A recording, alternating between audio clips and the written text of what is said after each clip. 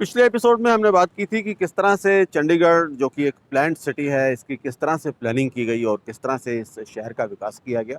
लेकिन चंडीगढ़ के प्लानर्स एक भूल ज़रूर कर गए और वो ये थी कि इस पूरी प्लानिंग को किसी कानून के दायरे में लाने की। इसकी वजह से क्या दिक्कतें आई, विकास का सिलसिला किस तरह से प्रभावित हुआ, इसको लेकर भी हमने बात की थी। और इस एपिसोड में अब हम बात करेंगे चंडीगढ़ के मौजूदा मास्टर प्लान की। चंडीगढ़ का मौजूदा मास्टर प्लान भी तैयार है, लेकिन वो किस तरह से काम कर रहा है या नहीं कर रहा है, इसके बारे में हम आज बात करने वाले हैं। मौजूदा स्थिति ये है कि चंडीगढ़ के सुनियोजित और समग्र विकास के लिए मास्टर प्लान तैयार है। इस मास्टर प्लान को मास्टर प्लान 2031 का नाम दिया गया है। साल 2015 में ये मास्टर प्लान तैयार हो गया था, बाकायदा इसकी नोटिफिकेशन हो गई थी, यानी कागज़ों में मास्टर प्लान तैयार है। लेकिन ज़मीन पर कब उतरेगा, कब इसकी इम्प्लीमेंटेशन शुरू होगी, ये अभी तक शायद किसी को भी मालूम नहीं है। चंडीगढ़ के विकास के लिए बाकायदा मास्टर प्लान बने, इस दिशा में एक अहम पहल साल 2008 में हुई। शहर निवासी गुरबख्श सिंह शेरगिल ने इस संबंध में एक जनहित याचिका पंजाब और हरियाणा उच्च न्यायालय में दायर की। करीब 7 साल की मशक्कत के बाद आखिरकार परिणाम सामने आया। उच्च न्यायालय के हस्तक्षेप से चंडीगढ़ प्रशासन ने मास्टर प्लान तैयार कर लिया। इसी वर्ष इसकी अधिसूचना भी जारी कर दी गई। तो 2008 में एक गुरबख्श सिंह पीआईएल हाईकोर्ट के अंदर आया। इसके अंदर हाईकोर्ट ने it took cognisance of the fact कि ये जो चल रहा है ये ठीक नहीं है, this is not sustainable, this is not good for the city and the entire planning behind the city. And so उन्होंने 2008 में ही ये ऑर्डर कर दिया था कि चंडीगढ़ का मास्टर प्लान बनना चाहिए जो प्रॉपर एक लीगल डॉक्यूमेंट होगा। पंजाब और हरियाणा हाईकोर्ट ने अपने आदेश में न केवल चंडीगढ़ का मास्टर प्लान बनाने की बात कही थी, बल्कि पंजाब और हरियाणा के साथ लगते इलाकों में हो रहे शहरीकरण के मद्देनज़र एक कोऑर्डिनेटेड प्लान बनाने की हदायत भी दी थी। हालांकि ये अलग बात है कि पंजाब और हरियाणा दोनों ने अपने अपने मास्टर प्लान बना लिए हैं। साथ में ये भी बोला गया था कि जो इसका पेरिफेरी एरिया था हरियाणा पंजाब, उसकी कोऑर्डिनेटेड डेवलपमेंट के लिए एक प्लान बनाए। So this happened and the master plan 2031 इस कोर्ट ऑर्डर के बाद बना, 7 years के लॉन्ग प्रोसेस के बाद। और परंतु हरियाणा पंजाब ने मीनवाइल वो कोऑर्डिनेटेड काम नहीं हो पाया और अलग अलग से अपना मास्टर प्लान नोटिफाई कर लिया। जब भी कोई बड़ी योजना बनती है तो इसकी इम्प्लीमेंटेशन के लिए किसी अथॉरिटी या किसी बोर्ड का बनाया जाना ज़रूरी होता है। चंडीगढ़ के मास्टर प्लान के लिए भी इस तरह की कोई अथॉरिटी बननी चाहिए, लेकिन फ़िलहाल इस तरह की अथॉरिटी बनाने का कोई इरादा यहाँ पर सरकार का या प्रशासन का नज़र नहीं आ रहा है। ऐसे में इसकी इम्प्लीमेंटेशन कैसे होगी, एग्जीक्यूशन कैसे होगी, ये सवाल अभी तक खड़ा हुआ है। हाईकोर्ट के दबाव के चलते मास्टर प्लान तो 2015 में बना दिया गया। अब इसे बने 6 साल से ज़्यादा का समय भी हो चला है। आर्किटेक्ट और एक्टिविस्ट शिल्पा दास का कहना है कि इस मास्टर प्लान में इसकी एग्जीक्यूशन या इम्प्लीमेंटेशन को लेकर कुछ भी लिखा नहीं गया है।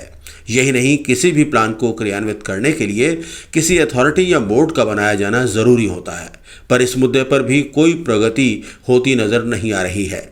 शिल्पा दास का कहना है कि केंद्रीय गृह मंत्रालय और शहरी विकास मंत्रालय ने ट्राई सिटी के लिए रीजनल डेवलपमेंट बोर्ड बनाने की ताकीद भी की है, लेकिन इसका स्टेटस भी अभी तक ज्ञात नहीं है। बात जो है कि ये जो मास्टर प्लान अभी एग्जिस्ट करता है, even though it is a notified document, हमारे माननीय गवर्नर साहब, यूटी एडमिनिस्ट्रेटर ने इसको नोटिफाई किया है, लेकिन फिर भी इसकी एग्जीक्यूशन और इम्प्लीमेंटेशन की बात इस डॉक्यूमेंट के अंदर कहीं पे भी नहीं है।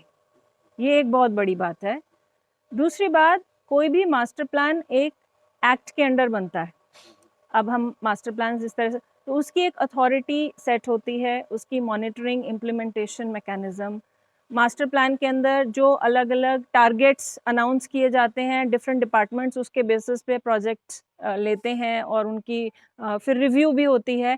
ये सारी जो सेटअप है, ये हमारे चंडीगढ़ मास्टर प्लान 2031 के साथ अभी तक नहीं क्रिएट हुई है। और बहुत इंटरेस्टिंग बात है कि मास्टर प्लान के अंदर खुद ही जब हम डॉक्यूमेंट देखें लास्ट के चैप्टर्स में ministry of home affairs and housing MOHUA दोनों की ऑब्जर्वेशंस हैं कि ये town and country planning act एक comprehensive town and country planning act along with regional development board बनाइए। 6 years hence वो अभी तक एग्जिस्ट नहीं कर रहा है। चंडीगढ़ के मास्टर प्लान की नोटिफिकेशन हो चुकी है, लेकिन धरातल पर ये अभी भी लागू नहीं हुआ है, लेकिन इसकी वायलेशन अभी से शुरू हो गई है। चंडीगढ़ में कई ऐसे प्रोजेक्ट्स हैं जिनको बनाया जा रहा है, लेकिन इनका जिक्र जो है इस मास्टर प्लान में नहीं है। इसके बारे में क्या कहते हैं आर्किटेक्ट और रिसर्चर सुरेंद्र बागा, आइए सुनते हैं। हो गया, अब वो डॉक्यूमेंट तो तैयार है, एक साइड पे तो वो डॉक्यूमेंट बन गया, दूसरी साइड पे उसकी वायलेशन साथ के साथ ही स्टार्ट हो गई। जैसे मैं एग्जांपल देता हूँ, वो डॉक्यूमेंट 2015 में बन गया और 2 साल पहले ये चंडीगढ़ में वो अंडरपास बनाया गया, ये जो रोज गार्डन को इसे वो उसमें हिस्सा ही नहीं था। फिर अभी सेक्टर 17 की सारे की रीडेवलपमेंट हो रही है, वो भी था। फिर वो मेट्रो के साथ कोई कनेक्शन नहीं था, मेट्रो कभी बना लेते हैं कभी हटा लेते हैं, मेट्रो की स्टडीज करी गई। और फिर उसके बाद ट्रिब्यून वाला जो फ्लाईओवर बना वो मास्टर प्लान में था ही नहीं।